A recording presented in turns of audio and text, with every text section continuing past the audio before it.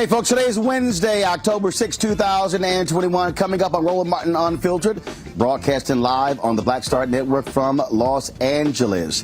Republicans criticize President Joe Biden's immigration plan, not like they actually have one on their own. Also, Reuters breaks a story showing how AT&T is the financial source behind One American News Network, the right-wing, pro-Donald Trump, MAGA, conservative network that has spread more information and lied than anybody else. We're going to talk about that on today's show. Also, what's the truth behind these stories saying Democrats are trying to massively cut funding for HBCUs? We will have the truth for you as we talk with Leslie Baskerville, who leads NAFIO. You don't want to miss that conversation, folks, on today's show. Also, a racist neighbor tormenting a black Virginia family. We'll discuss that. And after seeing a school resource officer placing her 5-year-old son in the chokehold, a woman in Virginia is suing the school district. Folks, also, the mayor of Rochester, New York, she has resigned because of improprieties when it comes to her raising funds. We got lots to talk about on today's show. It is time to bring the funk on Roland Martin Unfiltered, the Black Star Network. Let's go. He's got it. Whatever the miss, he's on it. Whatever it is, he's got the scoop, the fact, the find. And when it breaks, he's right on time and it's rolling. Best believe he's knowing. Putting it down from sports to news to politics. With entertainment just for kicks, he's rolling. It's on go, y'all. It's Roland Martin, yeah. Rolling with Roland now. He's funk, he's fresh, he's real, the best, you know he's Roland Martin now.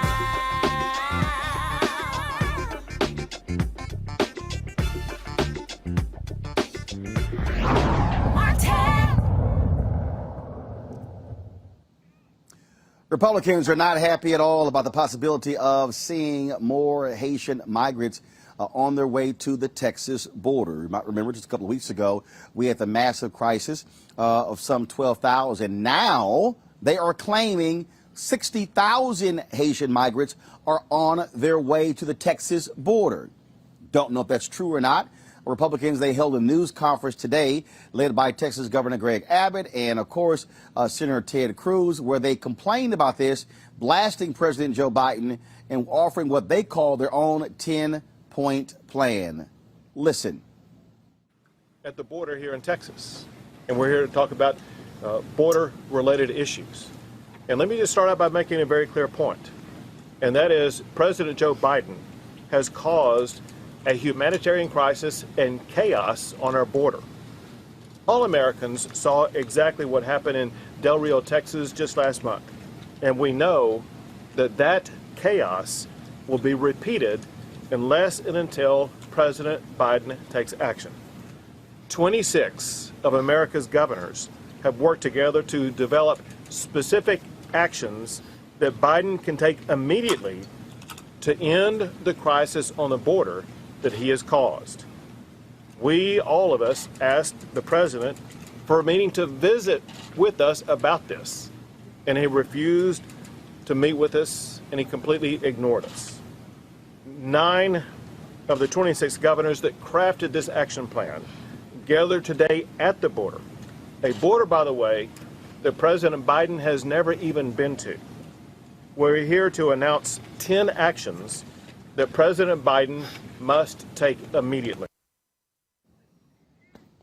Well, that's a whole lot of whining and complaining by Texas Governor Greg Abbott, and so that's what we expect. All right, let's talk about this with our legal panel. A. Scott Bolden, former chair, National Bar Association Political Action Committee, lawyer based out of Washington, D.C. Robert Patillo, of course, Rainbow Peach Tree Street Project there in Atlanta. Glad to have him. And also someone who keeps running his mouth about Oklahoma Sooners, and he'll be experiencing their losses very soon. Mario Solomon Simmons, civil rights attorney, founder for Justice for Greenwood out of Oklahoma. Glad to have all of you on today's show. And so Let's deal with this. I guess I'll deal with DeMario. You're the closest to the Texas border, being there in Oklahoma. I mean, what you have here are Republicans who just throw out anything. They throw everything out. And it's Biden is trash. Oh, my God, immigration is killing us. But again, these are the same people who will say nothing about these companies that are hiring folks who are illegal immigrants, or some call them undocumented workers, because then the Chamber of Commerce won't be too pleased with that. Yeah, well, Roland, thank you so much for being on the show once again. You know, I think it's real rich for Governor Abbott of your home state of Texas. He can't even keep the lights on during the winter in the entire state, and he wants to talk about the border. It's ridiculous. It doesn't make any sense for him to be there and to say that President Biden has never been to the border. I mean, this guy's been in elective office for 40, 50 years. I'm sure he's been to the border. So it's obviously just grandstanding. And we know that they don't want any black and brown people, but they especially hate Haitians. And we know the history of Haiti, and while particularly white supremacists like Greg Abbott hate Haiti because they were the first black free republic in the Western world. They fought against the British, the French, and the Spanish to get their freedom. And this country and all the Western countries have done everything they can to hurt Haiti since their independence back in 1803. So I'm not surprised to see Governor Abbott and these other white supremacist governors, like my very own governor, or the governor of the state of Oklahoma. But it doesn't make any sense outside. They want to make headlines. Scott, your thoughts? Well, I think my colleague is absolutely right. I mean, black and brown people at the border, no Republicans, it seems, want that influx. But the number of people at the border trying to get to the United States of America, I don't believe, based on my reading, that it has changed much from during the Trump years, if you will. And even Trump and his alleged crackdowns, illegal crackdowns on black and brown people coming through the southern border, it simply didn't work. They kept coming. And what you would think the 9 governors would do, if you know that those statistics and that research, is say, how do we stop the appetite of our black and brown brothers and sisters south of the border? How do we cut off their appetite for wanting to come to the United States? That is, investing in their countries, such as Honduras and other Mexico and other South American cities, where we have task force, or should have task force, and invest dollars in human resources in stopping the gang welfare war on these young families, and giving them jobs and education and opportunity. That'll reduce the flow of those who want to come to America for a better life. But America certainly doesn't invest doesn't invest enough in that approach. Not this administration or the prior administration. And we know that it works. We have case studies that show in Guadalajara, for example, the number of people trying to illegally come into the United States has been cut in half or 3/4 over the last 10 to 15 years. And so it works. And so stopping people from coming into the U.S. has never worked, if you will. And it's rooted in racism and the fact that Republicans don't want these to be future voters, but more importantly, they certainly don't want a country of color in 2043, and they simply cannot stop it through these means. And what we're dealing with here, Robert, is very simple. What we're dealing with here, Robert, is very simple. We're dealing with Republicans who follow the leads of the likes of Tucker Carlson when it comes to white replacement theory. They are absolutely scared to death of the nation becoming a nation that is majority people of color. They need to maintain their whiteness as long as possible. You're absolutely right, and I think we have to change the way that we talk about immigration as a country, because immigration is a positive for America.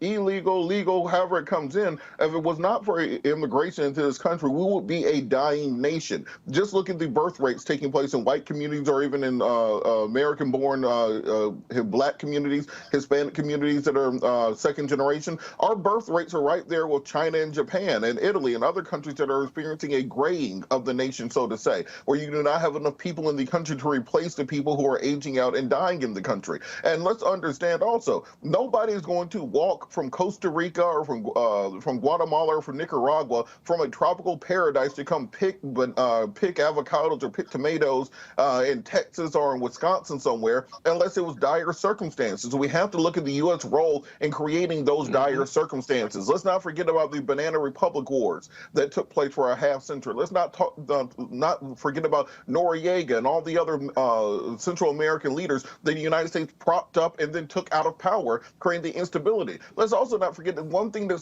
supports and finances these drug cartels is the American appetite for drugs. If we change the American drug policy, you get rid of the cartel the same way you changed alcohol policy. You got rid of the mafia, you got rid of the alcohol, take the money out, because you took their money out of it. So we changed American drug prohibition, then you change this issue from the rooter to the tutor. So what has to happen is our wonderful borders are Kamala Harris. She began the process by speaking with Central American leaders. We need to come to a tripartite pact where we take Canada, the U.S., and Central America and come to an immigration understanding, because guess what? Canada needs 20 million more people. They do not have the same benefit of legal immigration that America has to buoy their population growth. So they need more people to work in Canada. So let's find out a guest worker program where we can get people from Central and South America working in Canada, where they can then return home, because guess what? They don't want to be in the winter in Saskatchewan. They want to be back home with their families in their tropical paradises, and then you can solve the problem. But as long as we have this grandstanding and political hyperbole, like we see at the border with Greg Abbott, who is way too much like George Bush for me to trust anything that he says, and Ted Cruz and the others down there who did nothing when Trump was in office, they need to start working on some actual comprehensive immigration reform policies that will fix the problem, instead of putting Band-Aid after Band-Aid after Band-Aid over it at the expense of the immigrants who are simply trying to find a stable life and a stable income for their families. You know, if I could add one other thing. It just doesn't. Yeah, go ahead, Mario. I just want to also add to that the racism of the fact that they are illegally not allowing these Haitians to try to apply for a refugee asylum. I mean, there is a legal process when someone comes from a country that they're experiencing political violence, or they believe that they're going to be killed or something like that. There is a process so someone can say, listen, this is my situation. This is why I'm here. They may not be here just to try to find a job or anything like that. You can't just wholesale say, hey, I'm going to put you back on the plane and send you back. That is against the law. That's against the current immigration laws, and it's also blatantly racist when it comes to Haitians, Black Haitians versus maybe say Cubans and others. Look, the thing that I think we have to, Robert said something is important, and I was engaging this back and forth with a couple of idiots on social media, and they were like, you know, Roland, you were wrong when you were saying that immigration benefits the United States. And I'm like, fool, are you paying any attention? Why have the folks in Europe in the past decade been so violently opposed to immigration there? Oh my God, they're overrunning our country. Why? Because white people stopped screwing. Falling birth rates in most European nations. To Robert's point, to anybody who's listening, you do not have a country if you do not have people. Not only that, you have to have people working today who are paying into the Social Security system to ensure that folks are able to get benefits. And so, if you are if you're one of these 40 and 50-year-old black men who's sitting here blasting B, saying, "Oh, this is foul for us," when your ass is time for you to get your Social Security, who do you think is paying into the system in 20 years when you're 60? The person who's going to be working. This shows, and then they're taking all of our jobs. Okay, what jobs are you talking about? Can you please define what those jobs are? And if you really start breaking down these things, where you see people are working, the reality is, folks, documented workers are doing a lot of jobs that Americans don't want to do. Now, we can sit here and dance around this. We can be honest. We can have a real, honest conversation. And I don't think a lot of people really want to have that level of conversation, Scott, Robert, and Demario. And look, Roland, on this point about they, quote unquote, they took their jobs, as people like to yell out, Look, black folks been in this country since 1619. That is 400 years. I am not going to be competing with anybody who just walked 1,000 miles from Guatemala to clean white folks' toilets. I'm trying to compete for jobs in those C-suites, in the boardrooms. I want my fair share of corporate executive jobs. I want my fair share of college admissions. Don't tell me I need to fight against my Latino brother and sister, or fight against my Haitian brethren for jobs at the bottom of the economy, when my fair share of the jobs are at the top of the economy. The people I'm worried about who took my job were Bezos and Elon Musk and Richard Branson and Bill Gates. Those are the jobs I'm worried about you taking. Don't tell me I got to be out here picking strawberries somewhere. No, tell me how you're going to stop them from taking those jobs from me. That's an excellent. Go right ahead, Damaris. Go right ahead.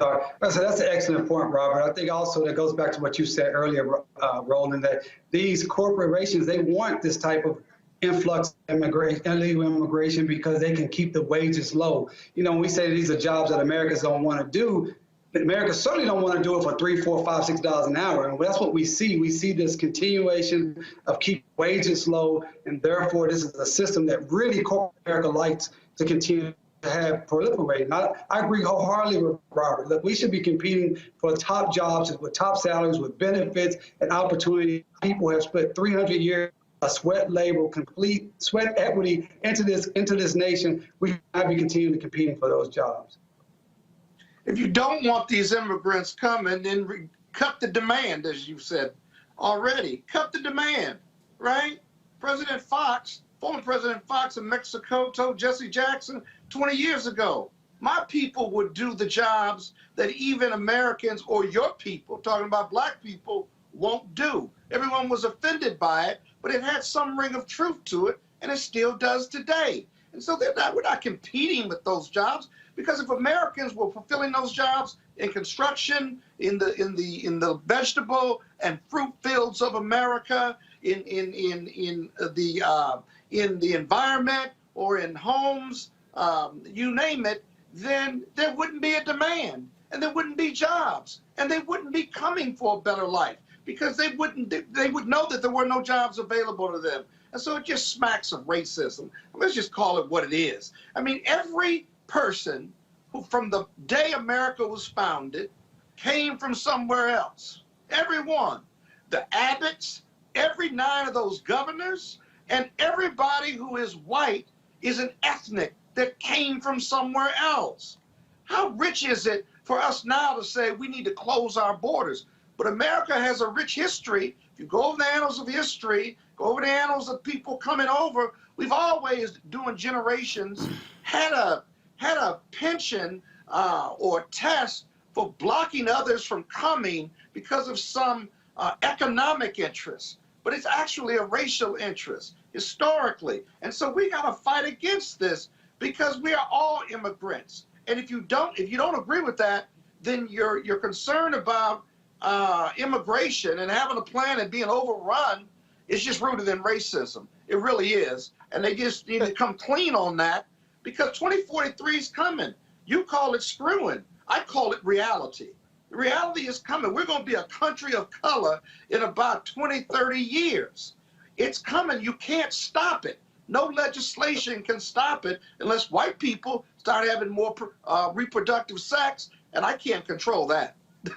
And Scott, look, this is how you know this is rooted in racism, how stupid this is. We just got off of the entire first half of this year, white employers complaining about not having enough workers who are willing to come work, raising wages, raising benefits, paying $15, $20 an hour to flip hamburgers, to put french fries into a bag. You can't get Americans to even do that right now, because you can you get $4 cents for every 1,000 views you get on TikTok. That is what your kids are doing. They are not out here trying to flip burgers. They're not trying to bag fries or anything along those lines. So if these Republicans were smart, in order to stop from having to raise those wages and raise those benefits to recruit workers, they will be pushing for comprehensive immigration reform, so we could get guest workers into the country who will be willing to fill those roles, so that the next generation of kids can work in IT, can work in media, can work on the things they're actually interested in. This.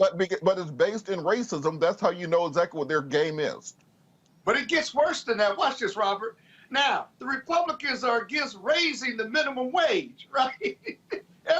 Most of them are against it. But if you raise the minimum wage, more Americans could get work, whether it's McDonald's or anywhere else. And those lower wages jobs, that would push wages further up for lower paying jobs. And guess what? Americans could fill those jobs. You cut off the appetite, you cut off the demand, and the supply goes away. It goes to another country. But that's the idiocy of the Republican thinking. And they're the big economic development, financially conservative, banking conservatives who want less government and more private sector entrepreneurship.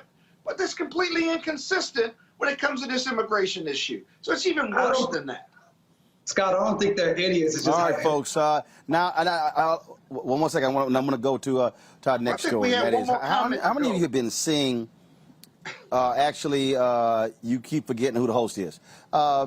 We've seen all these stories floating around social media about the Biden administration, the story from Newsweek, cutting HBCU funding from $45 billion to $2 billion. I've seen a lot of folks I know retweeting these stories saying this is a damn shame. There's a problem with that because the federal government isn't giving HBCUs $45 billion a year. So I reached out to Leslie Baskerville, of course. So Leslie, she's been on the show many times. She's with the National Association for Equal Opportunity in Higher Education. She joins us right now. And so, all right, Leslie, you've been very much involved when it comes to fighting for funding for HBCUs. What is the truth with this story? Because, again, everybody is spreading it. They're saying, see, Biden and Harris, they trash. They're slashing $43 billion from HBCUs. What is the truth? Roland, good to be back. It's always good to be with you. The truth is that that's absolutely unequivocally false. In terms of HBCUs, we've never had it so good. HBCUs, I say it's harvest time for HBCUs. It's a season of new hope. We have an administration who truly believes in and has invested in excess of $6.5 billion in HBCUs and is investing more as we're talking presently. We have a Congress where we have bipartisan support in the House and the Senate. So we have bipartisan and bicameral support for HBCUs. So, and based on the investments by Congress and the administration, we have more corporate support, more individual philanthropic support. We've moved from the style section of the newspapers to the education section, to the business section, to all of the sections where we should be, because we have a $15 billion short-term economic interest at our HBCUs collectively, and HBCUs are doing more than any other cohort. For America's historically Black colleges and universities, they're just 3% of American colleges. In the sciences, technology, engineering, and mathematics, they're graduating 42% of Blacks. And in education professionals, 50% of Black education professionals, health professionals, the lion's share, punching way above our weight. And we have an opportunity like none other to continue to show that our outcomes are far in excess of the input into our institutions, and that we're worthy of and should have more dollars invested in us. That's what we were talking about today. And while we were there, my phone was exploding, and I got out and they said there's a story out about a $45 billion cut from this administration, and we're down to $2 billion. Well, the reality is this. Everybody has heard about the negotiations on reconciliation budget that includes a lot of human needs programs and education program. In fact, it will invest in early childhood, the entire pipeline from early childhood to the middle passages to undergraduate school, community colleges, undergraduate, graduate and professional schools like never before. In the process of negotiation, the figures are going up and down. There was never a figure for this one particular bill of $45 billion. But the figures are dancing around. Right now, I don't think the White House can tell you exactly where the figure is, but whatever the figure is, our institutions will be greatly enriched as they continue to enrich America. Reality is, America can't realize her goals, can't realize her education goals, her economic goals, her Okay, wealth but goals, health goals without HBCUs. And so we're going to continue to get money. But I just want to say this. I heard a bit of the last program. Yes, Leslie, hold on sir. one Tell me, second. tell me. Hold on, Leslie, hold on one second. Again, so Yes. I need to walk slowly through this again. Okay, the story says 45 billion for HBCU and other minority institutions, down to 2 billion. All right. What I'm still trying to understand, though, is what is this 45 billion? Because the reality is, Yeah. right now, HBCUs, the federal government is only providing around, and correct me if I'm wrong, around $1 billion annually to HBCUs. Is that correct? Could be. Yeah, but we got substantially more in this last time because of the coronavirus special No, no, no, no, supplement. no, no, no. I got Yes, that. I got that. you're I roughly got that. correct. But here, Let me tell you, but let me answer here's the question about the 45 billion.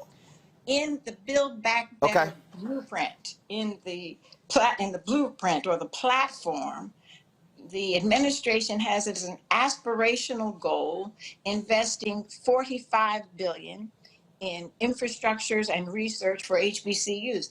That's the aspirational goal. Hopefully we'll get to that at some point. That Okay, is hold on, a hold on, wait, platform. It's not in the hold on, bill. It's not in the bill. hold on, Yeah. hold on. And let's say again, okay, the Newsweek, okay, again, the Newsweek story says 45 billion for HBCUs and other minority serving institutions. The Right. reason I'm stating that is because people are tweeting and posting as if the 45 billion is all going to HBCUs. It's not. Oh, There are that's other correct. institutions that are in this, so that 45 billion is not all for HBCUs. And have you seen, again, this is for everybody who's understand, this is what you work on. Have Right. you seen an actual hard number that they are proposing in this bill that's specifically for HBCUs? No, I have, there's a coupling, but we're asking for a decoupling. But let's go back. I want to make sure that your audience is clear because I think part of this, and I believe that Newsweek is a reliable, independent news source, but there's huge Not confusion. necessarily. Good. Thank you. That's you. Not necessarily, And you're in the business. But because let me first of just all, say this. the Newsweek story is written off an Associated Press story. I've read the story. The problem Okay. is it is scant details, and and again, as somebody who reads the story, if I see 45 billion cut to 2, I want to know. I want to Didn't see what the happen. 45 billion was for. I haven't seen it. Didn't happen. And so that's confusing a reconciliation bill that has a figure that at no time was 45 billion with a platform in which there was an aspirational goal for 45 billion. And you're absolutely right, for HBCUs, TCUs, and their tribal colleges, universities, and then demographic MSIs. And so those would be Hispanic serving institutions, tribal colleges, and predominantly Black institutions. And so that was for an aspirational goal for the community in a platform. So now the president is in, the administration is in, we have better relationship and better access to folks in the administration who themselves have gone to HBCUs, but importantly, who understand the centrality of HBCUs to American progress. More importantly, for where we are presently, they understand that HBCUs, because HBCUs are unlike any cohort of colleges and universities, and you talk about the PBIs, TCUs, and APCs, Asian Pacific Islander colleges, they are demographic MSIs, minority serving institutions. HBCUs, people don't know this, they are not minority serving. They have no race and no ethnicity criterion.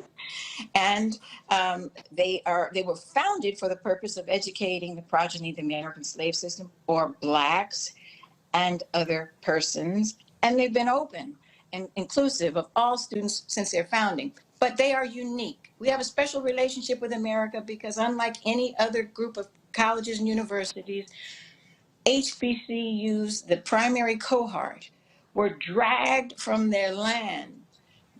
Thousands died in the process of having them brought over to this land so that we could provide cheap labor. We were stripped of our culture, stripped of our names, our religion, stripped of everything that was a reality to us.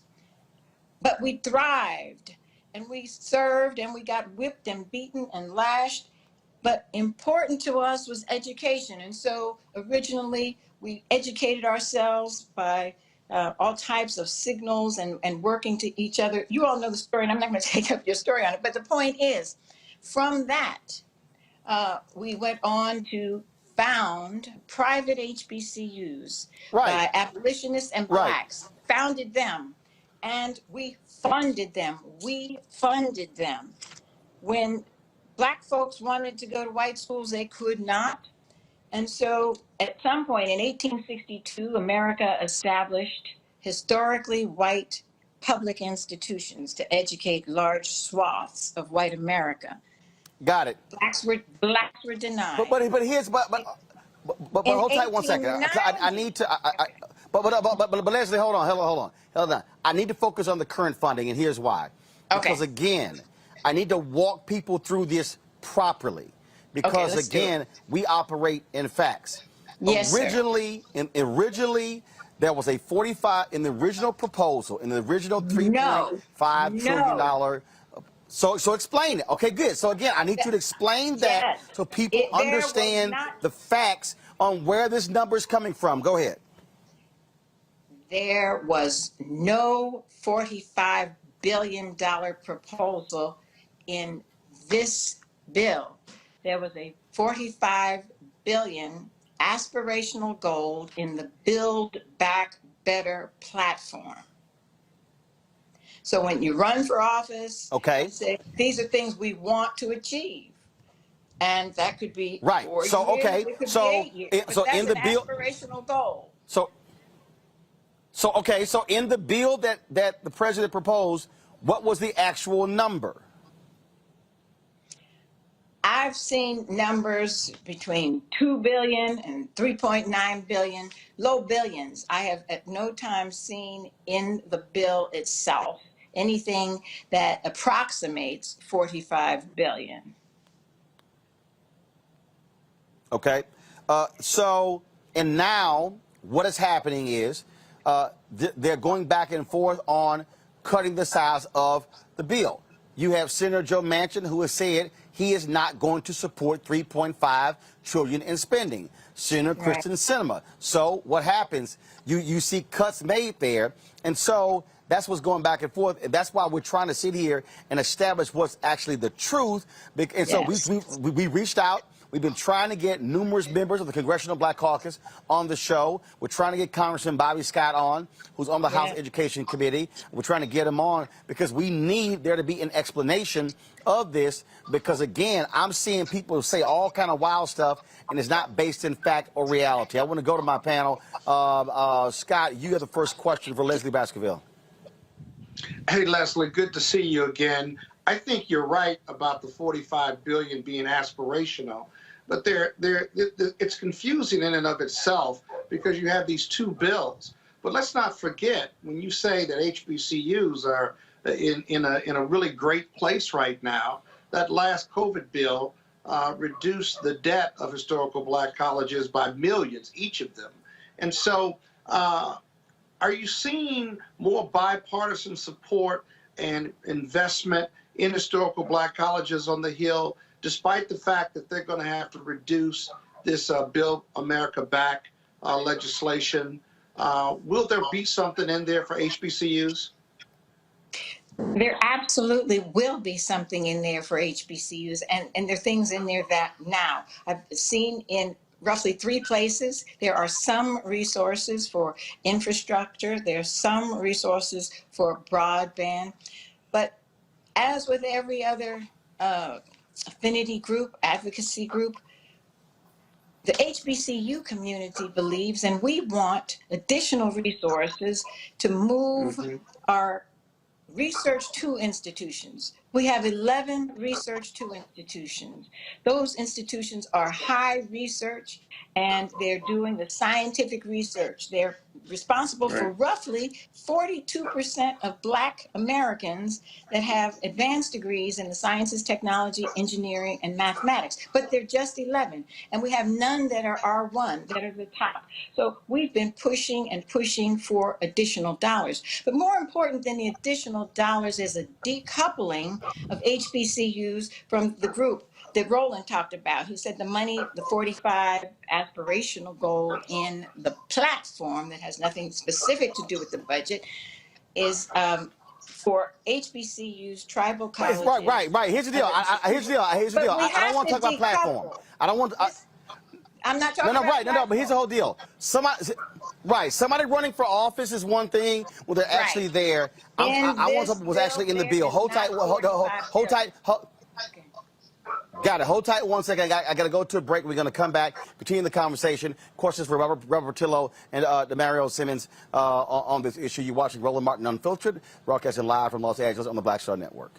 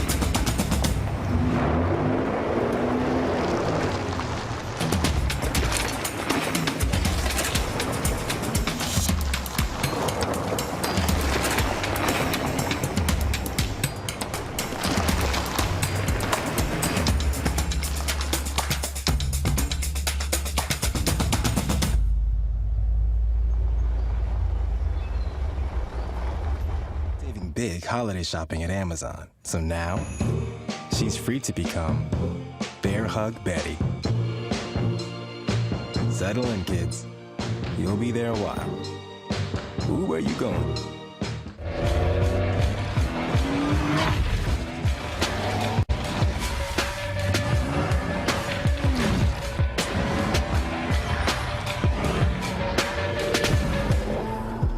Time to be smart. Roland Martin's doing this every day. Oh, no punches! Thank you, Roland Martin, for always giving voice to the issues. Look for Roland Martin in the whirlwind, to quote Marcus Garvey again. The video looks phenomenal, so I'm really excited to see it on my big screen. Support this man, Black Media. He makes sure that our stories are told. See, there's a difference between Black Star Network and Black-owned media and something like CNN. I got to defer to the brilliance of Dr. Carr and to the brilliance of the Black Star Network. I am rolling with Roland all the way. Honored to be on a show that you own. A Black man owns the show. Folks, Black Star Network is here. I'm real revolutionary right now. Roland was amazing on there. Stay Black. I love y'all. I can't commend you enough about this platform that you've created for us to be able to share who we are, what we're doing in the world, and the impact that we're having. Let's be smart. Bring your eyeballs home. You can't be Black-owned media and be scared. You dig?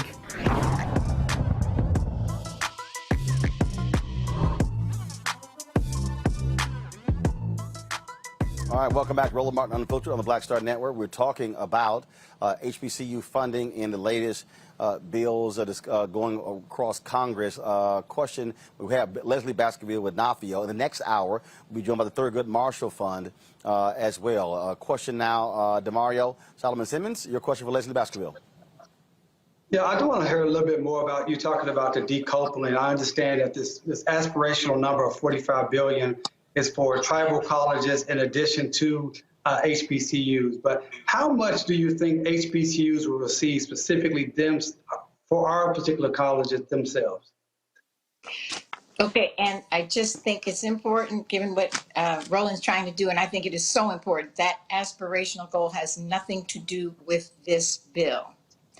It is not in the bill. It was not in the bill. And and our champions for the bill, many of them are themselves HBCU alums. And the chair of the Education and Labor Committee in the House, Bobby Scott, is a justice janissary. He fights like no other for voting rights and for the rights for the last, the least, the left behind, and for HBCUs. Alma Adams, who's the chair of the HBCU Bipartisan Caucus, fights like a Trojan. So the point here with the decoupling is that because of America's history with HBCUs and denying us dollars for education, denying us a right to an education, and de jure discrimination that was visited upon us for the first 200 years, and then for the last 200 years, we struggled to deal with the vestiges of slavery. They started strengthening HBCUs in the Higher Education Act. And that was in recognition of the fact that we were denied dollars and we were owed dollars. And America said, not only have we intentionally denied you dollars that has resulted in underfunding, deferred maintenance, endowments that are substantially less than others, and on, and just 11 research institutions at this time. But the vestiges of slavery persist. And so we've got to do something about that. And so they put in a pot of strengthening HBCUs for the purpose of strengthening the institutions that were intentionally denied funding. Leslie, Scott was talking about, when Scott talked about the $6 billion. So in the COVID package, there was $6 billion that went directly to HBCUs. And so, again, that's correct. The reason I'm laying this out there, so when people are talking about what was cut, you have to factor in the COVID bill that was passed earlier by this Congress and signed into law by President Joe Biden. $6.5 billion went to HBCUs. And so if you're going to say what HBCUs... $1.6 billion, another 1.6 in the rescue plan, the American Rescue Plan. Got it. Okay. Robert, I need your question for Leslie. I'm short on time. Robert, short question, short answer. Just very quickly, we're talking about this, the bill currently going through Congress, and I see a lot of Republicans posting this meme about Joe Biden cutting $30 billion from HBCUs. What Republicans are actually helping on HBCU funding? Good question. I've not seen who's on the bill. I know who was on the committee today, and there were a lot of questions about adding additional dollars after we received the 6.5 and then the 1.6. But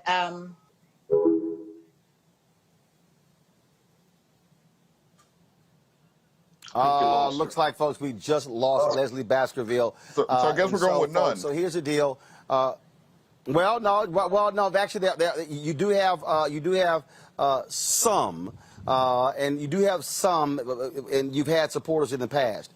Again, let me explain to people right now, because I think a lot of people, again, you're retweeting stuff from folks who have no idea what the hell they're talking about.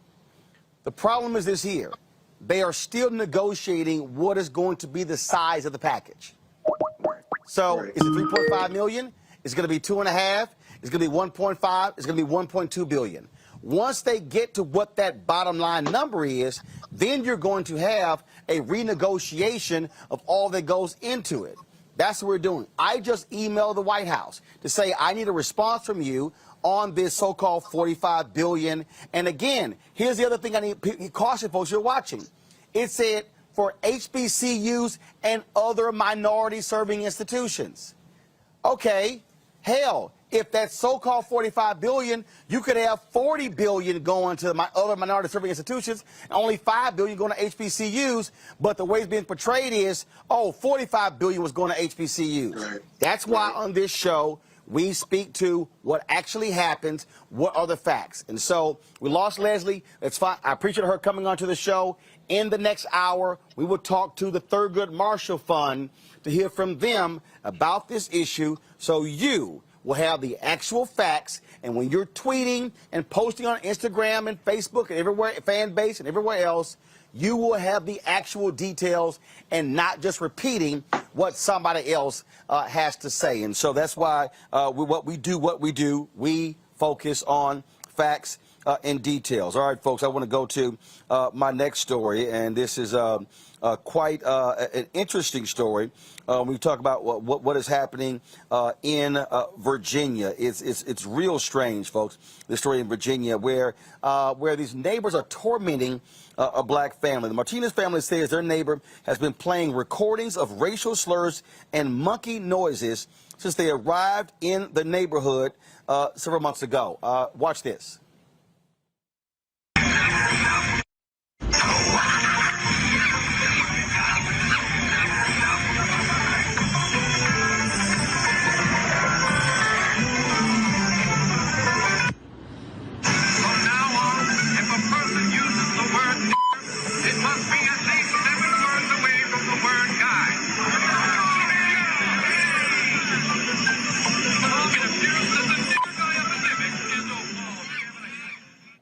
Now, the police have been called several times because no crime has been committed.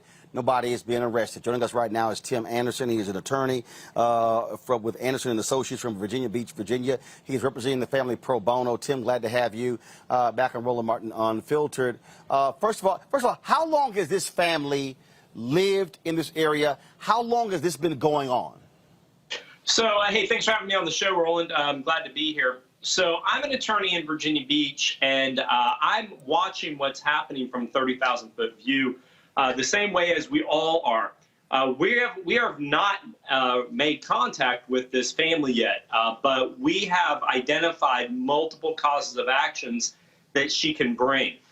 She's not been able to make any progress with the police, and that's fine. There may not be criminal laws here, but we are trying to communicate with this family to let them know, one, my law firm's ready to go to help them, and two, there's plenty of civil actions that can be brought that could put an end to this nonsense. This is in my hometown, and we are watching this horrifically happening here and want to get involved.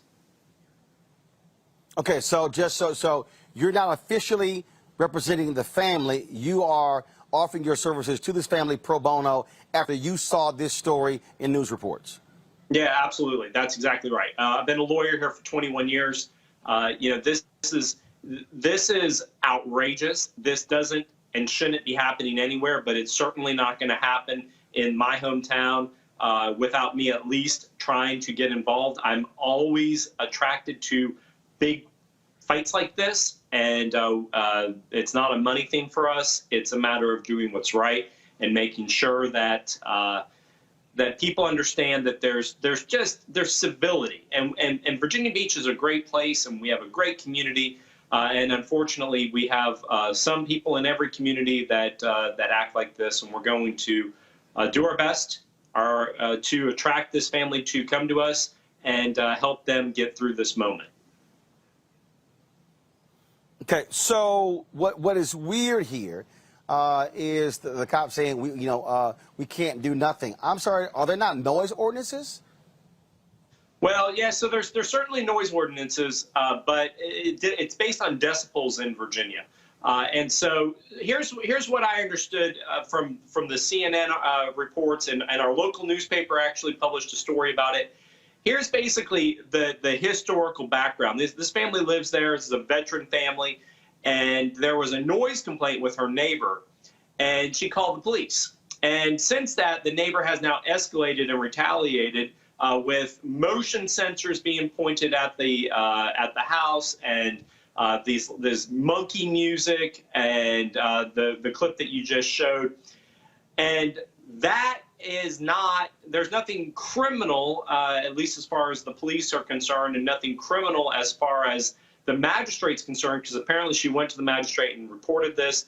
Those aren't crimes, but that doesn't mean there's not civil remedy. There's civil remedy that exists under Virginia law for nuisances, and we actually even in Virginia have an archaic little statute, which is very rarely found, which says that insulting words is actionable. So if you insult somebody to the point where it would cause them such distress, and the actual code specifically says breaching the peace, which that in any view is certainly breaching of the peace, that's actionable under civil law. And so all she needs is a lawyer to file a lawsuit to put a stop to it. That's it. And so it may not be a criminal remedy, but there's certainly civil remedy.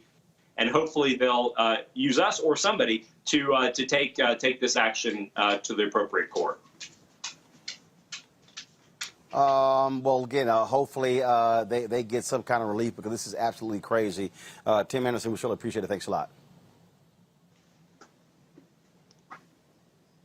This makes no sense to me, Robert. This is nuts. This is pure harassment of this family, and the cops can't do anything? Well, it's interesting to his point, because the reason that it's difficult for cops to do anything in a situation like this is that, let's take the counter positive. There's somebody playing rap music that has the N-word all strewn throughout it. Would you want that to be criminally actionable? Now, it should be actionable under intentional infliction of emotional distress, under a clear civil penalty, also disturbing the peace if it does go above the proper decibel level. And I do think the family absolutely should take every civil remedy possible. But also, this is why I always keep guns around, because if these people are playing this monkey music across the street from my house. Here we go. So just to recap, from across the street, 6.5 Creedmoor, 18-inch barrel, 10-7 twist. You're going to want yourself a 7x24 scope on it, just in case you want to get them across the street. Now, if they are close up, you want your mini AR, so you can get a 3.5-inch barrel for cookie cutter on it with a collapsible all tactical stock on it. You should be good. You still get your 223, your 5.56 ammo going. You don't burn all of your powder, but you really don't need to go on that fast at that distance. So I think these people need to invest in a nice NAGA membership to National Association of African American Gun Association, because they teach you all these things to make sure you can be safe. Because somebody's playing across the street, there's only so long before they come across the street. DeMario, you have any idea what the hell DeMario, you have any idea what the hell Robert was just talking about? I do. I know. I know what Robert's talking about. I actually have a membership to that organization. I'm here in Oklahoma. Hey, Scott, stop talking, Scott. DeMario's talking. I'm here in Oklahoma, so I have no DeMario, go. I'm a gun owner. I agree with a lot of what Robert has said. I definitely think I'm glad they have an attorney. I was going to say, hell, I'll come and represent them, because I do see several causes of action. I do believe in intentional infliction of emotional distress. I do believe there can also be some civil rights claims. That you could have what's called a 1985.3, where you got two or more people who are conspiring together to take someone's civil rights, and they're trying to run those people out of their home. There's no question about it. That is a civil rights violation, I believe, is happening there. And then I think there's a hate crime there. I mean, when you are saying nigger, talking about nigger and monkey towards black people in this type of fashion, I think that's a hate crime. So I think that they should be sued, and I believe that they should be successful. And hopefully that family has some money, because they need to be held totally accountable, no question about it. Well, and that's another reason why I'm happy that I live in a black neighborhood. Yeah, maybe. Both of my colleagues are right, and that surely makes us feel good. But maybe not. This is what he needs to do, and I'm sure he's going to do it. You start with a cease and desist letter in no uncertain terms and lay out what the civil or administrative violations are vis-a-vis ordinances, and give them an opportunity to cease and desist, right? They will have to respond, or they get a lawyer to respond. Then, if they don't respond and the bad acting or the bad acts continue, right? Then you file for what we call a temporary restraining order. It's a civil lawsuit, but you're seeking injunctive relief. And to my colleagues, I do think you could argue irreparable harm. There's statutes that are immediately being violated based on what their lawyer has indicated, right? There's irreparable harm. There's likelihood of success on its merits. It's certainly in the public interest that you're not blasting the N-word and anything else. And you seek a TRO under the local laws in Virginia Beach. And you get a judge who will be offended. Most would be highly offended by this conduct, and they'll sign an order barring them temporarily from engaging in this bad conduct. Eventually, you get a preliminary injunction, and then you win the lawsuit, And you can still get damages even though you got a TRO because you're going to sue for damages, right? That takes the energy out of that racist family, if you will. And then you get community support for it, which is going to be hard not to get community support for it. But they need to get into court. And then lastly, they need to go to the government of Virginia Beach and see whether they have a certificate of occupancy, see whether they are in compliance with their electrical code and all these other things that you have to do and get the city to enforce it, right? So this is what we call hitting back and hitting hard. Eventually, the broadcast will stop because it becomes too expensive and too offensive even for the bad actors to engage in that conduct. That's what I would do. And Roland, now. All right, folks. Robert, real quick. Yeah, I would say now, just in case what Scott said doesn't work. So this is your mini AR. Flip it out this way. You pull out that way. All right? And then you're ready to roll. And then if you pop right back in, fold back up, goes right in your jacket, and you're good to go. So in case Scott's plan doesn't work. That'll bring the police out, Robert. That'll bring the police out. In your own house. In your own home. In my house. In my Scott, can't nobody hear? Stop, Scott. Can't nobody hear both of y'all when y'all talking? Robert finished and Scott. Can't nobody hear? Always call my name first. Scott, ain't even done Scott, let me say it again. Hey, Scott, let me say it again. It's Roland Martin Unfiltered. Now, when they mute your microphone, then we gonna get it done. Robert, finish your point. You wouldn't dare. Look, Scott, the point is, in your house, in your home, to make sure these people keep what they're doing across the street. Because at the end of the day, we want to make sure this stays civil. And anybody who's playing that kind of music in loud volumes, they are a loose cannon. I can't trust what you're going to do. My job is to protect me and my wife and my dog and my property away from those people. So whatever that may be required, you're having something that fits under your jacket is very useful in this situation. It's very important, Roland. It's important for your show for we to say that you cannot shoot somebody from your property to the property across the street. That's the mini one. This is the one in the house one. This is the in the house one. It doesn't go that far. I want to make sure my brother Roland's show is okay. All right. It's a short barrel and not going that far. Y'all can have all that. Y'all can have all that back and forth during the break. I got to go to commercial break. We come back. We're going to talk about some racist flyers being sent out targeting a black pastor and state officials in Virginia. We'll talk with one of them next. Also, why is AT&T funding one of the most virulent, racist, lying, misogynistic, Donald Trump, MAGA-loving conservative networks in America? We'll unpack it next on Roland Martin Unfiltered on the Black Star Network. Oh, that spin class was brutal. Well, you can try using the Buick's massaging seat. Ooh, yeah, that's nice. Can I use Apple CarPlay to put some music on? Sure. It's wireless. It's something we all like. Okay, hold on. What's your Buick's Wi-Fi password? Buick Envision 2021. Oh, you should pick something stronger. That's really predictable. That's a really tight spot. Don't worry. I used to hate parallel parking. Me too. Hey. Really outdid yourself. Yes, we did. The all-new Buick Envision, an SUV built around you, all of you. I believe that people our age have lost the ability to focus the discipline on the art of organizing. The challenges, there's so many of them and they're complex. And we need to be moving to address them.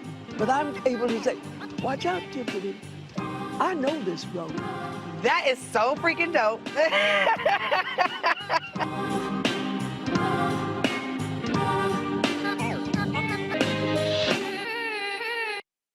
Hey, I'm Cupid, the maker of the Cupid Shuffle and the Wham Dance. What's going on? This is Tobias Trevelyan.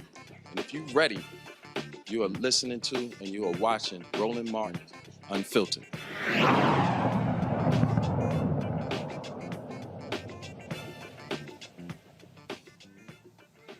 All right, folks, more racism in Virginia as some flyers that have been going out highly critical of black state officials now, and they're targeting a black pastor. The story really makes no sense whatsoever once you begin to unpack exactly what is going on here. We want to do that because Again, you just heard that particular story there. There's another couple, how they're being targeted in Virginia.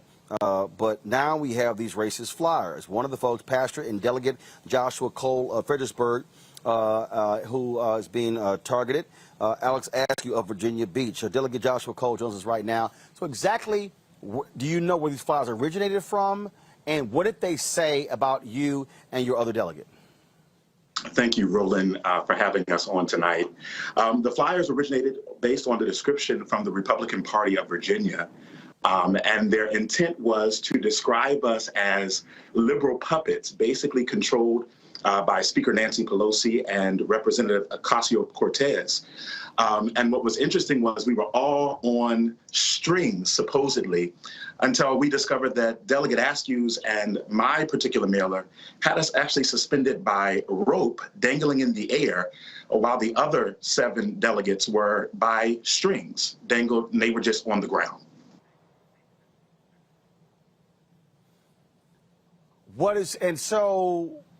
First, what are they trying to do? I mean, how many people did they send it to? How many households? You have any idea how many flyers went out? I'm not quite certain on how many households went out. I was actually alerted about the mailer over the weekend when a constituent reached out, disgruntled by the mailer. And then on Monday, I actually received it at my home. And so I started asking a couple of my colleagues if they received this mailer. And they sent it to me, and they showed us the different versions that they've had. And like, again, as I said, the interesting thing for myself and Delegate Askew, the only 2 black men who were on the mailer, we were depicted in a different way. And we know this is the capital of the Confederacy. This is Old Dominion. So these are just racial dog whistles. We have flipped Republican districts that have been Republican districts for years. We flipped them, and they're trying to use those dog whistles to call certain people out, but we won't be intimidated. What's next? First of all, is anyone involved? State Attorney General's office? Anyone? Any investigation going on? No, not as of yet. We called on our opponents and the Republican Party of Virginia to condemn the mailers, and they basically stated they were holding us accountable for our ultra-liberal record. But we will make sure that what's going on next is that we're exciting our voters to get out. If we won these districts before, we will continue to do it. And as Virginia is moving forward into a new light, we're not going back to these old school racial ways. No matter how many times they try to, rephrase it, remask it, we're going to keep moving forward. All right, Pastor and Delegate Joshua Cole, we sure appreciate it. Thanks a lot. Thank you, Roland. To our panel, I want to talk about this story here. A Virginia mom is suing a school district for policy changes after her 5-year-old son was put in a chokehold. In 2018, Pamela Onenwu was picking up her son when she saw a school resource officer placing him in a chokehold. The reason, the child was allegedly singing too loud in class, and the officer was called to make him stop. The mom and 2 other parents filed suit against the Fairfax County school system, citing psychological trauma and physical pain were being inflicted on students with disabilities. The school staff settled out of court and added additional training for staff. DeMario, kids singing too loud? You put them in a headlock, a chokehold? It's just ridiculous. And again, this is just what we see all the time across the nation. I had a case recently in Seattle, Washington, where I had a black kid, 11 years old, who was autistic, and they got upset with him and put him out in the cold weather for 3 or 4 hours and laughed at him. This is happening across this nation when it comes to black kids, brown kids, and kids with special needs. I wonder if this little 5-year-old had any type of special needs, because they're treated really bad. I'm really happy to hear that they had good counsel. Sounds like they were able to get a settlement, but more importantly, get policy changes. And I hope they were able to get that particular officer terminated. We were able to get the teacher that locked out my client terminated, and that's what has to happen. It has to be swift accountability. It has to hurt the pockets of those who causes the harm, and it also has to show these people that we will not stand for this. A 5-year-old being placed in a chokehold, that is just unconscionable. It's ridiculous, and I'm so glad to hear that people were held accountable. This is the thing that we keep seeing, Scott, and that is with these resource officers, their job is not to further traumatize students. I mean, the actions, we keep seeing this hope happen all over again. This is why people are calling for a lot of these cops to be removed from schools. Exactly. Exactly. And these resource officers, their powers need to be severely restricted, but they're not actually. These are police officers. In Washington, D.C., 20 plus years ago, I had a case where the resource officer was referring to the kids in the hallway by the N-word. They got tired of it and they jumped on him, assaulted him, and took his gun. The government would eventually walk away from the case and dismiss the case that they brought charges against 2 or 3 of the leaders of this group of kids. And so you're absolutely right. But Roland, when we get these cases, right, when you report on these cases, let me tell you something. They don't see us. You have to see me as a human being in order to treat me humanely. And when you report on these stories like chokeholds for the 5-year-olds or crazy-ass white people doing crazy things, right? Or the police beating up black men and women simply because they refused a police order. They don't see us. So if they don't see us, they treat us less than human. They treat us like animals, if you will. It is unjustifiable. You and I, or they rather, will treat a dog better than how we're treated by the police in many instances. And so we've got to, it's more than retraining. It's about where this racism comes from. It's not genetic. Nobody's born with a racism gene, as we've often said and our leaders have said. And so they're trained that way. They're taught that way from their environment or at home. That's where we got to get to, because otherwise they're going to continue not to see us. You know, and let me just jump in real quickly on this. It's something that was so important. And sorry, Robert, but this is very important. They're not resource officers. They are police officers. And one of the things that the police have done a really good job, and Republicans in general, is how they frame things. It's the same with officer-involved shooting.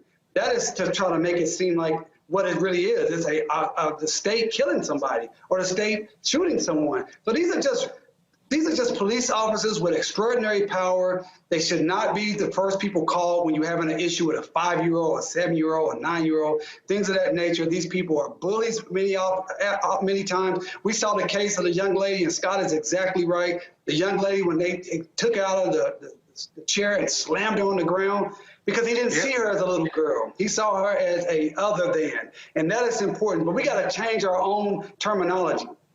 Not resource officers, police officers, not officer-involved shootings, police shooting of a person, the state murdering someone. And they're not trained to be resource officers. Robert,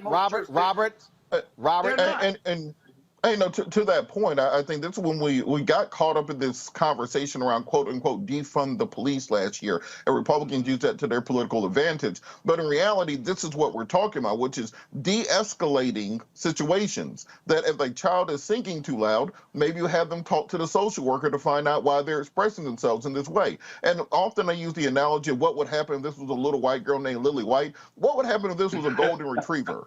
I mean, realistically, if there was a golden retriever that they saw that when it was barking too loud and somebody put it into a chokehold, it would be the leading story. Nancy Grace would be out there right now. They'd be looking for him like they were looking for Gabby and all this other stuff. But because it was a young black boy and they see the dehumanization of them, they do not have that same empathy. This goes towards the way that our school system is often the feeder system for our prison pipeline, because they start criminalizing children at 5 years old, put them into the system. So by the time they're 17 or 18, they are ripe to go to their next stage, which is not college, but into the criminal industrial complex. So we have to start reevaluating the people we put in charge of raising our children for so many hours a day, and creating a system where they're not simply continuing to be over-criminalized and over-prosecuted for the least bit of expression as a human being. All right, folks, hold tight 1 second. Got to go to a break. We come back, our daily report on black and missing and other news of the day. And we'll talk about AT&T, an explosive report from Reuters showing how AT&T execs asked and wanted another conservative network to compete with Fox, and how they are funding One American News Network to the tune of millions of dollars. Folks ain't happy about that. I'll show you the tweet from Derek Johnson, president of the NAACP, and others. That's next on Roland Martin Unfiltered on the Black Star Network, live from Los Angeles.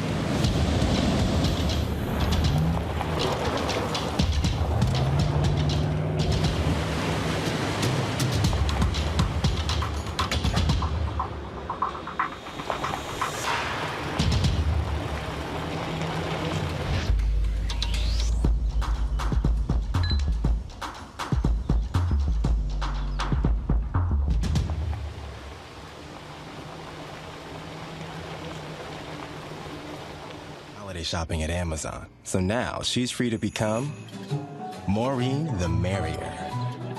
Food is her love language, and she really loves her grandson. Like, really loves.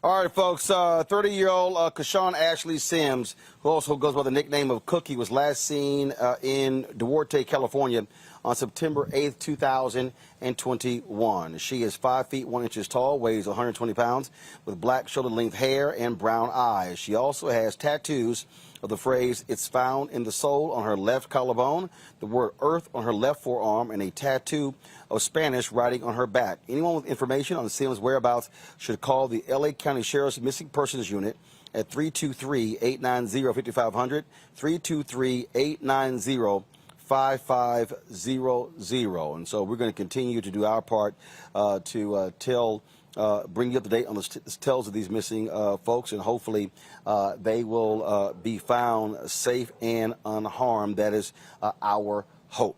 All right, folks, let's go to Rochester, New York, where Lavii Warren has agreed to leave office for violating state election laws during her 2017 run for re-election, and she will leave office by December 1st. She was facing felony charges that she and 2 assistants violated campaign contribution limits, but she pleaded guilty to a single misdemeanor, admitting that she knowingly exceeded the $8,557 limit. By admitting to the charge, the city's first black woman elected mayor will likely not lose her law license. And so, again, she will be stepping down as of December 1st. So it's been a whole bunch of drama there in Rochester, New York. Issues with the police department. In fact, her husband had gotten arrested. So, man, it's been a whole bunch of drama there. So she's going to be leaving office. All right, folks, food is an important issue in this country. A lot of us love to eat. Some live to eat, some eat to live. But the reality is our children are most impacted by this. And there's one entrepreneur who did something quite interesting. What she did was she actually opened a grocery store in a school. Joining us right now is Jasmine Crow. She's the founder and CEO of Gooder. Is it Gooder? G-O-O-D-R? Is that how it's pronounced? Right. Okay, so you decided, so you opened a grocery store in a school? How? Yeah, I mean, it's just like that. We were fortunate to work with a client, hip hop star Gunna. We've been working with him since 2018. He came to us and said he wanted to do something for back to school. And I pitched him on the idea of building a grocery store and creating something that was sustainable and had legacy. And so he gave me the list of all the schools he attended, elementary, middle, and high school. I called the middle school first, had a great call with Principal Madden, and he shared with me just the need at that school, how many kids were living in poverty, how many kids really were leaving school and being adults, taking care of, younger brothers and sisters, and many times taking care of themselves. And he had a small closet that he was using as like a clothing closet. There was a couple of cans of food in there, and we just decided to remake it. And we created a grocery store, a free grocery store. I think it's important to know that, Roland, so families and students and even staff can utilize this store free of charge. So, okay, so is it an actual business or is it a nonprofit? How do you get the space? Is it in partnership with the school? How does that all work? Yeah, so it's an actual service, if you will. It's a free grocery store. The grocery store doesn't operate like a business. There's no exchange in money between the students or families. It is funded by Gunna, and that's how we've been able to do it. So Gooder is a business. We produce activations all over the country to really help people rethink how they give food to families. And if you think about it, Roland, there is about almost $100 billion a year spent on food and nutrition programs. But what we've seen is it's actually created a vicious cycle because the money always goes to the same like large hunger fighting organizations. And it's not to say that food banks and food pantries don't serve a purpose, but what they do is they keep families dependent on going to more than one to actually marry a meal together. And so what we think at Gooder is that there's a big difference between access to food in this country and access to meals in this country. And so we focus on bringing families access to meals. So we have kids that can go in there and pick out food items that they can then go home and make meals for the family. And that's what we do. Sounds like a great initiative. How has it been going thus far? It's been going great. We've seen almost 200 families shop in the store so far. This Friday makes 3 weeks, so we still got a couple of more days. The store is open school hours, so typically about an hour before classes begin and an hour after kids in classes. We've created a web app where families can just register and select a time to come and shop. They get a reusable grocery bag, which every kid in the school received, and they can just fill it up, no questions asked. The store also has toiletry items, household items like laundry detergent, dish soap, things that families, you know, if they do have food SNAP benefits, they cannot use those to purchase those toiletry and household items. So we're seeing that that's really popular, as is the food. All right, then. Look, sounds great. Any plans to expand to other schools in the area? Absolutely. We want to expand this all over the country. We've received, you know, thousands of inquiries, so we're working through those. Our hope is to at least get to the top 10 states where more than 15% of the population on average is food insecure or hungry. So, you know, expect to see us potentially in Mississippi, Alabama, and then even states like Colorado and New Mexico, where there's a lot of need and a lot of people that are hungry as well. All right, then. Well, Jasmine, congratulations. We certainly appreciate it. Good luck with that. And as you said in the story I saw, you got parents out there. If they need something, they can just simply let their kid know, and they're able to go into the grocery store and bring that item home. So I'm sure a lot of parents are very thankful for this innovative idea. Thank you so much, Roland. I appreciate you having me on. All right. Thanks a bunch. Good luck.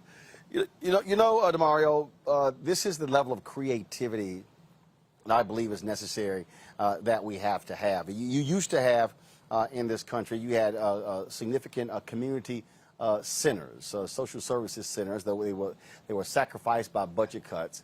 And what this exposes also is the issue that we have of children who go hungry. I've talked to, look, my brother has been a teacher. Two of my sisters have been teachers. Two of my sisters are teachers. My niece is a teacher. And having these conversations, we don't think about it, but the number of kids who literally go to school every single day hungry. And so people wonder about behavioral issues. They wonder about things along those lines. Why can't these kids concentrate? It's hard as hell to concentrate in school when you're starving. Oh, Roland, you're so right. I just appreciate your show so much to bring on that initiative. Very impressed by that young lady. And as someone, as you know, Roland, I have a mentoring program we've been doing for several years. And we see this inside the schools with people needing access to meals. As someone who grew up on SSI and having to use food stamps and things of that nature, I know it feels good for those kids to be able to go in there and those families to just get what they need and not have to say what their financial status is or anything like that. And I think the idea that she has is pretty innovative. And I think there may be an opportunity to use some Title I dollars to get funding outside of just her client who's funding it now, because, that's not, I don't know. I don't really know that yet. The artist she talked about, but I don't know if that's really sustainable to really move to other states. But I think the ideal is a great idea, and maybe they can give us some Title I funding, which for those who don't know, Title I funding is for low-income schools, and use those fundings to help generate the revenue that's necessary or the funding that's necessary so this can be expanded to other schools, because the need is great. I'm in Oklahoma. We're one of the top 10 worst states for hunger, and it's just an ever-ending problem that needs innovative people like Jasmine to give new solutions to. Like I said, I really think we do have to rethink how we help kids today. Robert, this is an interesting way to do so, and it is a matter of being able to help them help their parents, because people make assumption, oh, everybody's fine, everybody has food. No, there are many kids literally sitting in schools who are totally dependent on free lunch programs. And you have Republicans who are attacking those programs left and right. You've got these conservative commentators attacking these programs left and right as if everybody has food in this country. They don't. The poor in this country, Reverend Dr. Barber talked about this all the time, the poor, the working poor are doing their best, and we throw away billions of dollars worth of food every year, and this, to me, makes a hell of a lot of sense. Well, Roland, on that point, remember, Operation Breadbasket was in many ways founded upon a very similar concept and idea. And we have to look at this nation up to the mirror of who we really are. 40% of the food in this nation is thrown away. We pay farmers. We actually have farm subsidies and pay farmers to throw food away instead of sending it to market because it will depress prices. We would rather have people starve in America than to just feed them the food that we are producing, the most abundantly productive nation to ever exist on the face of this earth. So I think we have to look at these policy prescriptions that are out there. The fact that we are dealing with this $3.5 trillion human infrastructure bill right now, and we cannot even get 50 votes in the United States Senate to feed children, to educate children, to give people housing, to give people child care. But if it comes to a new bomb or a new bomber plane or an aircraft carrier or an atomic bomb, we find the money every time. If it's tax cuts, we find the money every time. Just as you said, I know people who are educated and have friends and family members who do the same. Many of them have had to bring washing machines into the school to wash the children's clothing because they didn't have those resources at home, to give children food after class just out of their own pockets. So instead of us fighting over the scraps and having these esoteric arguments about policy, let's get down to the nitty gritty and put together programs that will actually help people, so it will not take initiatives of this nature in the richest nation on earth in order to do so. We actually have a panel on this next week at the Rainbow Push Conference on youth entrepreneurship, where some students did a very similar thing at their school, putting together a business where they sold food to other children to address many of these issues, where they're getting donations from stores and corporations in order to help finance those things. People can register for that at creatingopportunityconference.com. But it's important that we support people who are doing these things, and at the same time press Congress so that you do not have to do it on the individual level, that we're getting together an actual national policy. We have the resources, we just choose not to use them. Yeah. Hey, Scott. Yeah, Roland, real quick. There's another part to this that we haven't talked about, and that this store in the school, how many grocery stores are around this school and available? The food deserts of America, we know our poor communities and our Black communities suffer from that. About 15 years ago, Michelle Martin, a colleague of yours, a fellow press journalist, did a story on ABC News about this, the relationship between poverty and health. And what her report found was that these kids and adults who were poor and who could not afford healthy food, right? And I hope this store in the school offers healthy alternatives, but they couldn't afford healthy foods. And so as a result, they were eating McDonald's or their grocery stores, if they had one, sold high carbohydrate, high sugar, high fat products at a very low price in those community stores, those grocery stores in our poor communities. And as a result, it wasn't so much that the kids and the adults were going hungry, some were, but their diet actually increased their weight and increased their health challenges. And so the second part of this story really is about the food deserts and how unhealthy poor people eat, and people with economic challenges, how poor their diet is and how it taxes the healthcare system in America. It's a whole nother issue, but this store concept in the stores hopefully addresses that. But there's a broader piece here that the FDA, as well as the grocery store industry, you know, you go to a poor neighborhood, you can't get healthy products as much as you go to an expensive neighborhood. You can see it even at the Safeways and the Giants of the world. They have different products for different communities. That's got to stop, because the poor communities aren't getting the healthiest choices, nor are they being educated on healthy choices. That's a direct relationship with their weight gain, with their overall health, and how their health challenges tax the healthcare system in America. Folks, got to go to the break. We come back. We'll talk about AT&T funding the One American News Network, also our Tech Talk segment. All of that next. Roland Martin Unfiltered on the Black Star Network. Don't forget, if you also want to support what we do, please join our Bring the Funk fan club, where every dollar you give goes to support what we do. Cash App, $RM Unfiltered, PayPal.me/R Martin Unfiltered, Venmo.com/RM Unfiltered. Zelle is RolandSMartin.com, Roland@RolandMartinUnfiltered.com. We'll be right back.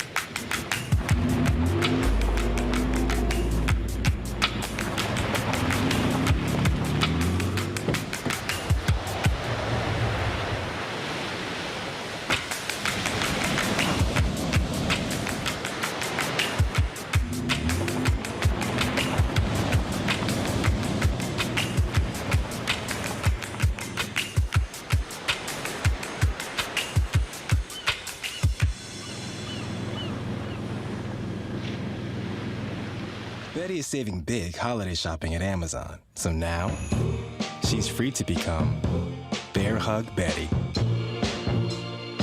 Settle in, kids. You'll be there a while. Ooh, where you going? Hey everybody, it's your man Fred Hammond. Hi, my name is Brescia Webb, and you're watching Roland Martin Unfiltered. And, well, I like a nice filter usually, but we can be unfiltered. All right, folks, an explosive story from Reuters dropped today, where the CEO, founder of One American News Network, that is the right-wing, crazy Donald Trump, MAGA-loving, misinformation spreading network, gets 90% of its funding from association with AT&T networks. Folks, 90%. According to the CEO, AT&T executives told him when they were launching they had 7 so-called liberal networks, so therefore they wanted more balance. They only had one, which is Fox News, and so they encouraged them to launch the network. A lot of people are angry with this, saying that AT&T is funding right-wing extremism. Now, AT&T has been highly criticized when Governor Greg Abbott of Texas proposed his voter suppression bill, and the PAC for AT&T gave his campaign $100,000. I want to bring my panel back. This is significant, Scott, because when we talk about companies, this whole right-wing media echo chamber, this is how they get funded. And so think about it. if, you know, imagine if AT&T met with me and said, hey, we think there should be more black networks. So what we're going to do is we're going to guarantee you revenue, Roland. All you got to do is provide the content. We're going to give you X number of cents per subscriber. And then, folks, that's money coming in every single month beyond advertising. And this is how they're able to do it. The right wing is being funded by these billionaires and then by these networks, these companies that are supplying them with millions and billions of dollars. And that is what we are up against. A lot of folks are not happy at all with this news, and some people are saying they want to drop AT&T home service, they want to drop DirecTV, they want to drop AT&T phone service. AT&T has an issue, Scott. I think they've got a big issue, and it's interesting. It'll be interesting what their response will be. I don't know whether they've got a formal response or not, but you can boycott AT&T, right? Or you can negotiate and demand more millions of dollars, go into shows or go into the Black Star Network or the black media, if you will, right? And negotiate them not investing in organizations that support the big lie, right? Or attack democracy or voter suppression. These companies have got to be held accountable. And you're making them accountable with this report or attempting to hold them accountable. But more networks, cable networks and otherwise, need to hold them accountable and need to ensure that the best investments for these types of shows, that it's not only balanced, but it's realistic, right? If you are a right-wing conservative network and you support the big lie and the January 6th insurrection, you shouldn't be funded by anybody. It's downright anti-American and anti-democracy. A lot of people, again, are expressing outrage. Do we have the tweet from Derek Jackson? Derek Johnson, I'm sorry, President and CEO of the NAACP. If so, go ahead and pull that up.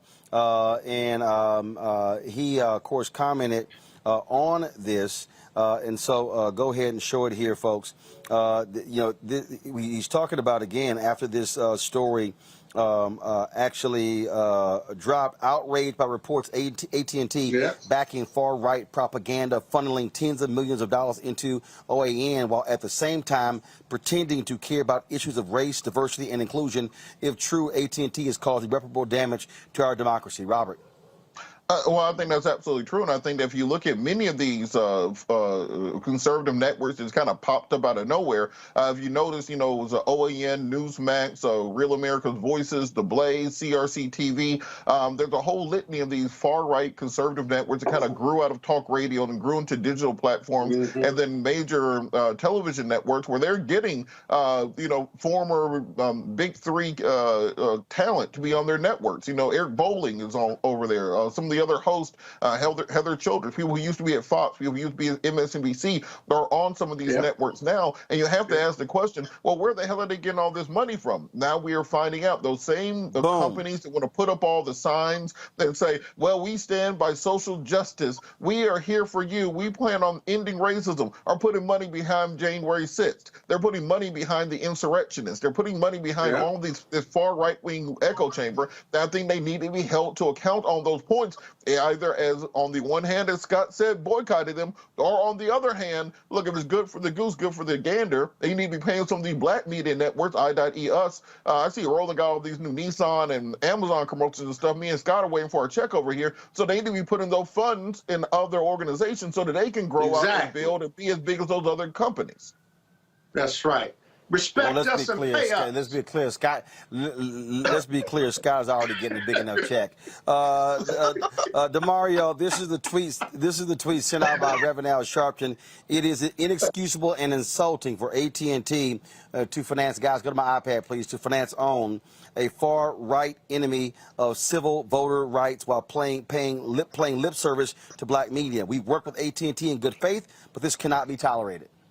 Well, I'm glad to see my frat brother Derek Johnson and my very good friend Reverend Al speaking out on this, and I agree with my esteemed colleagues that this is ridiculous, that they shouldn't even have a network, in my opinion. They are completely racist. We call them conservative right wing. It is a racist network that is trying to bring this country down to a level of white supremacy being front and center. And, you know, we heard a lot about this past week, a couple of days, about Facebook, and everyone was so shocked because the whistleblower came out and said Facebook puts profits over people. Well, ladies and gentlemen, that's called America.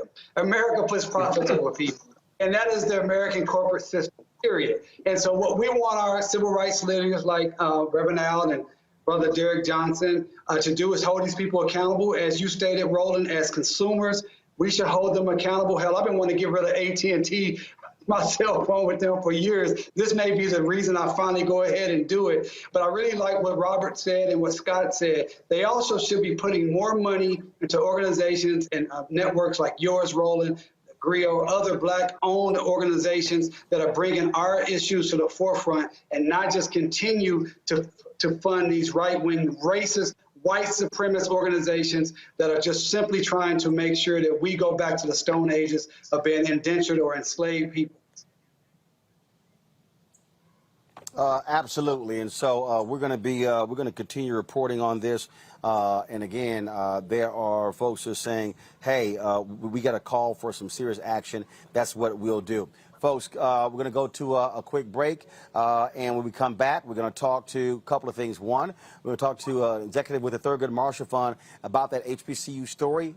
We want to get the facts for you. We'll also talk with a tech entrepreneur about a new app.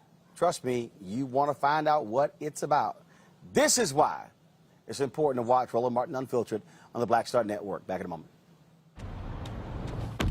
Oh, that spin class was brutal. Well, you can try using the Buick's massaging seat. Ooh, yeah, that's nice. Can I use Apple CarPlay to put some music on? Sure.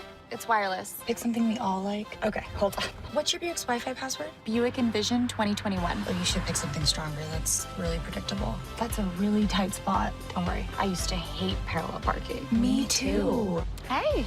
Really outdid yourself. Yes, we did. The all-new Buick Envision, an SUV built around you.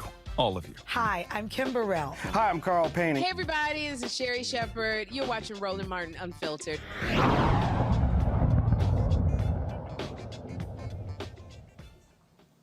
All right, folks, at the top of the show, we talked about the HBCU funding. The story's been circulating by the Associated Press that $45 billion was supposed to be earmarked for HBCUs. Now that's been cut down to $2 billion. Let's talk with Victor Santos with the Thurgood Marshall Fund. Thurgood Marshall Fund, of course, they are out here representing these public HBCUs. Victor, what is the truth? We had Leslie Baskerville on talking about it as well. I'm sure y'all have gotten phone calls on this. Was there ever $45 billion in a budget proposal or in a bill from the Biden administration, from Democrats, from Republicans to HBCUs? No. So what the proposal was for HBCUs and minority serving institutions. So you have to understand what minority serving institutions means. HSIs, there are 569 of them. There are only 101 HBCUs. To give you an example of what some of these HSIs look like. Hold on. Wait. You said HSI. What is that? Hispanic Serving Institutions. Okay? That means. So you said that there are 101. Hold on a second. Hold on. You said there are 101 HBCUs. Correct. 500 and what? Hispanic Serving Institutions? 69 and growing. Okay? So to give you an example. So 569, 101, that's 670. Correct. But you also have you also have tribal colleges. So we're only getting a percentage of that money to begin with. Okay. And to give you an example of what these HSIs look like, your alma mater, Texas A&M, is an HSI. So when Leslie was talking about, are you serious? I'm very serious. If you serve 25%. At least Hispanic students, you are an HSI. Okay, so for that money that is proposed, and when Leslie was talking about decoupling earlier, this is what she was talking about. She was talking about don't put HBCUs in the same pot to apply for this money against Texas A&M, University of Texas. Basically, the entire California system they're all HSIs. Every school in Florida is a HSI because they serve at least 25% Hispanic students. Okay, so was there ever a number? So where does this $45 billion come from? Yeah. So there was a number in the American Jobs Plan that Biden put out that included some funding for infrastructure along with some centers of excellence, 200 centers of excellence that would have gone to HSI, all HBCUs and MSIs, which, to be quite frank, is more than half of the schools that are in existence in total when you include all the HSIs, all the PBIs, which are predominantly black institutions, HBCUs. It's a gamut that runs across the spectrum. So when we say decoupling, what we mean is this: we have to make sure that HBCUs have a pot of money that they can apply for and compete against other HBCUs for. That's what we've been pushing for, and that's what we've been urging Congress to do. Okay, so this thing is being spread like wildfire. People saying all sorts of different things. And so what is being spread is factually incorrect. And so it looks real cute. Oh, the Democrats and Biden are going from $45 billion to $2 billion for HBCUs. No, right now there is no $2 billion for HBCUs. There is no the $2 billion is for all MSI HBCUs to compete, as was the $45 billion. Now, what there is also in the plan, which we have to highlight the positives of the plan, is there is a tuition assistance program for HBCUs and MSIs for the first 2 years, where students would basically be able to go to our schools for free for those first 2 years, and that's in the plan as well. There's also $1 billion in the Department of Agriculture for HBCUs in the plan. There's also $1 billion for HBCUs in the Department of Commerce in the plan, or in the bills that have gone through the House committee. So there are lots of things in the bill. Of course, I advocate for HBCUs, and we're fighting for more money for HBCUs as is our job to do. But we have to, be truthful about what's really happening. Well, that's precisely why we wanted you on the show, why we wanted Leslie on the show, so we can actually have the details. And so people who are spreading that Associated Press and that Newsweek story have the actual facts. We also are trying to get Congressman Bobby Scott on the show as well, other members of the CBC, to explain this, so people are not walking around saying a whole bunch of crap. They have no idea what the hell they're talking about. It's very important, and thank you for giving us a platform to talk about it. Victor, so appreciate it. Thanks a lot. Thank you.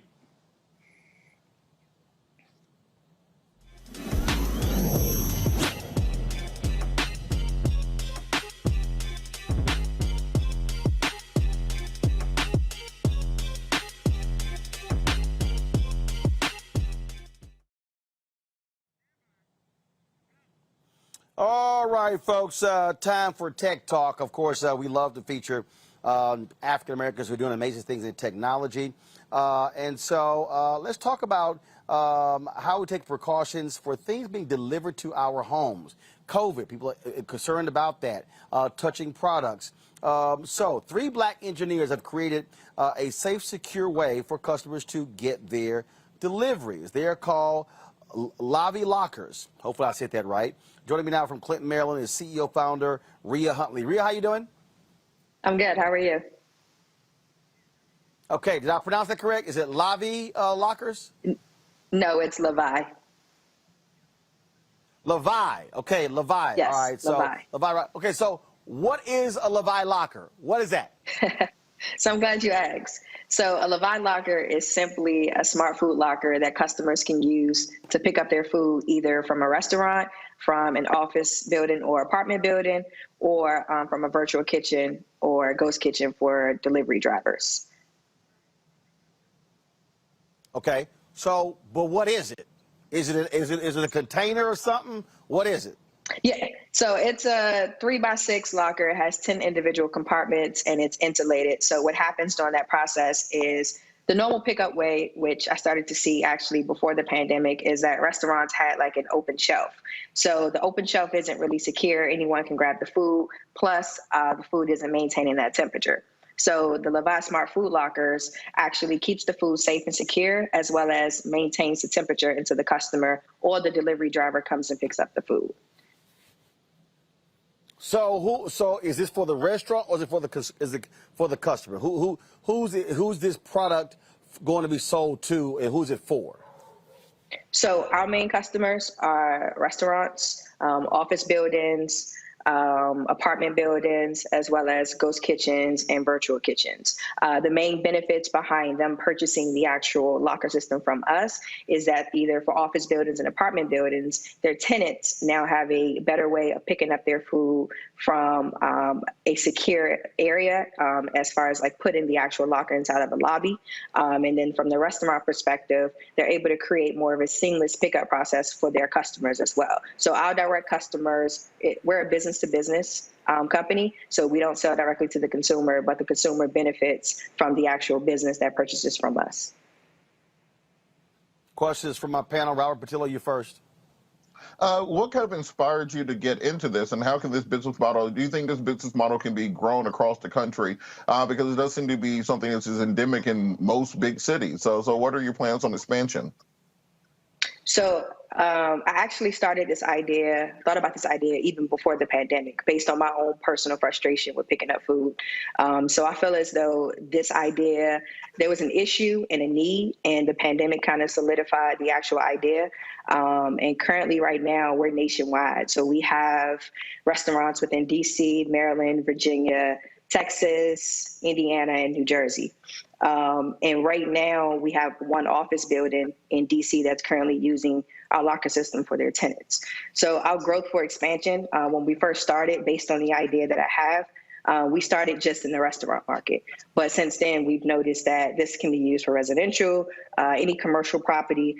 And there's a new trend going on right now with like ghost kitchens and virtual kitchens, which need a better system for food delivery drivers to come and pick up the food, because you can have one virtual kitchen that hosts maybe 20 to 30 virtual restaurants. But from then, you're able to have different food delivery drivers, whether from Grubhub, Uber Eats, or DoorDash, come and seamlessly pick up the food and actually drop it off to the actual destination that it's intended for. Scott. Wow. Okay, that visual was really, really good. Is the project or is the item available for private home use yet, or is that your growth strategy? So we haven't decided to go directly to the consumer, at least not yet. We feel as though business to business would be best for us going forward, especially because those are the people that would benefit the most from our product, being as though where we are right now, we're still in the midst of a pandemic. And then a lot of people just want convenience and security right now. So that's mainly our true main focus. I feel as though if we went towards the route towards directly to a consumer at a home, it would be more towards like parcel pickup, and we haven't done that as of yet. What about colleges and universities, though? That'd be an interesting business concept. Correct. And we're actually working with someone right now who's looking to go down that path. So that's definitely within our future where we plan to go. Yeah, great concept. DeMario. Thank you. Thank you. DeMario. Yeah, as a very well-known germaphobe, I certainly appreciate this product a lot. You know, you walk into a place like Chipotle, like I go all the time, and you'll see all those bags just sitting there and just open to anyone touching them. So I think this is a fantastic product. I would love to see you on Shark Tank. I think this is a product that should go straight nationwide, and I think you can get maybe Damon and one of those other sharks to help you continue to grow this product. You know, what was the barriers for you to be able to get to from the point of your conception that you had this idea to actually getting this to the market and now you're growing it? I mean, how were you able to do that? Because it's very impressive. So my background is within tech. It's not like programming, but it's an IT for networking. But I can pretty much teach myself anything. So I was able to teach myself how to program just a little bit, and actually built the initial first prototype, and where you would scan a QR code and the lock would unlock. So from there, I actually met up with James and Marcus, who are both now my two partners, introduced the idea to them, and then we took it from there. But due to the fact that we didn't have any funds to grow the business at that point, we all had to bootstrap the business and invest our own funds to get it to this point. So right now we're continuing to grow, but once we get to a certain point, we definitely have to secure more funds in order to expand the way we want to expand, and also deploy more different locker solutions that some customers have been asking for. Yeah. All right, what's the website? Give more information. What's the website? Can we go over more information, please?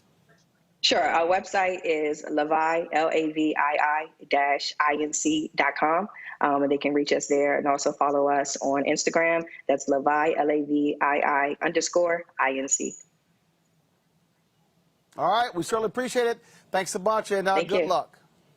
Thank you. Thank you for having me. All right. That is it. That is it for us, folks. I appreciate y'all joining us. DeMario, Robert, Scott, thank you so very much, folks. I will see you guys tomorrow. Thank you. Right here, Roland Martin Unfiltered on the Black Star Network. Holla!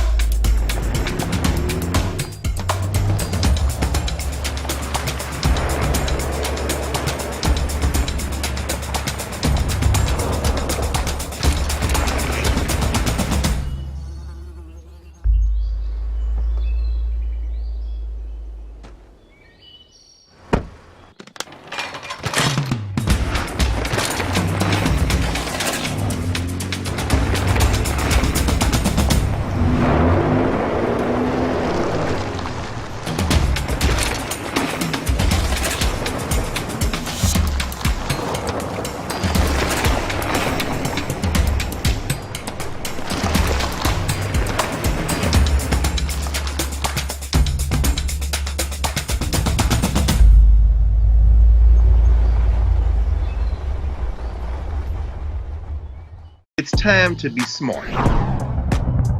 Roland Martin's doing this every day. Oh, no punches! Thank you, Roland Martin, for always giving voice to the issues. Look for Roland Martin in the whirlwind, to quote Marcus Garvey again. The video looks phenomenal, so I'm really excited to see it on my big screen. Support this man, Black Media. He makes sure that our stories are told. See, there's a difference between Black Star Network and Black-owned media and something like CNN. I got to defer to the brilliance of Dr. Carr and to the brilliance of the Black Star Network. I am rolling with Roland all the way. Honored to be on a show that you own. A black man owns the show. Folks, Black Star Network is here. I'm real revolutionary right now.